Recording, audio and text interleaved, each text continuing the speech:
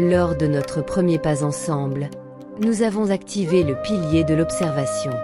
Nous avons appris à poser un regard lucide sur nous-mêmes, notre famille, notre environnement, ce que nous consommons et ce que nous transmettons.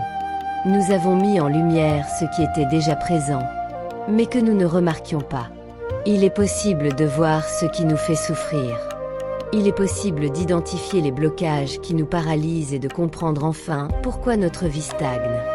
Pourtant, si nous restons au stade du simple constat, rien ne changera. C'est ici que s'éveille le pilier de la décision. Décider ne se résume pas à choisir entre deux options. C'est un acte de conscience. C'est le moment précis où l'on refuse de laisser les circonstances, les habitudes ou les influences extérieures diriger son existence. C'est alors que surgit cette question fondamentale. Quelle direction ai-je réellement envie de donner à ma vie? Prendre une décision exige du courage. Car chaque choix authentique implique un renoncement. Il nous demande de laisser derrière nous une habitude confortable, un mensonge que nous nous racontions à nous-mêmes ou une manière de penser qui ne sert plus notre évolution. Ce pilier nous enseigne la responsabilité. Nous cessons de projeter la faute sur les autres ou sur les circonstances. Sans jugement ni culpabilité face à nos erreurs passées, nous assumons pleinement notre présent afin de construire notre avenir. Décider nous conduit naturellement vers l'engagement. Une décision sans engagement n'est qu'une illusion, une idée sans vie. Lorsque nous tranchons véritablement, nous scellons un pacte avec nous-mêmes. C'est dans cette fidélité à notre propre parole que réside l'un des secrets de notre évolution. Dès lors, la vie ouvre de nouvelles portes. Les forces bienveillantes de nos ancêtres et toutes les énergies qui favorisent notre croissance marchent avec nous dans cette démarche. Ce pilier restaure notre dignité. Celui qui refuse de décider finit par vivre selon le bon vouloir d'autrui, acceptant parfois l'inacceptable jusqu'à oublier sa propre valeur. Choisir avec conscience, c'est savoir poser des limites et prononcer un « non » ferme lorsque le respect de soi l'exige.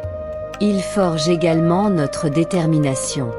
Une fois notre décision prise, nous apprenons à rester ancrés même lorsque les difficultés apparaissent. Enfin, décider, c'est reconquérir notre souveraineté. Car lorsque nous n'exerçons pas ce pouvoir, ce sont nos peurs, nos blessures, nos habitudes ou les pressions sociales qui gouvernent à notre place. L'observation nous donne la clé. La décision nous fait prendre position. Et c'est précisément lorsque nous prenons position que le processus de transformation commence à prendre davantage de force. Pour passer de la réflexion à l'action, voici un exercice simple que vous pouvez pratiquer dès aujourd'hui. Chaque jour, pendant une semaine, prenez quelques minutes pour écrire ces 3 décisions. 1. Ce que je décide de laisser derrière moi. Exemple, je décide d'abandonner la tendance à dénigrer mon propre être. 2. Ce que je décide de poursuivre. Exemple, je décide de continuer à prendre un temps de recul avant de réagir. 3. Ce que je décide de bâtir. Exemple, je décide de développer davantage de discipline dans mon quotidien.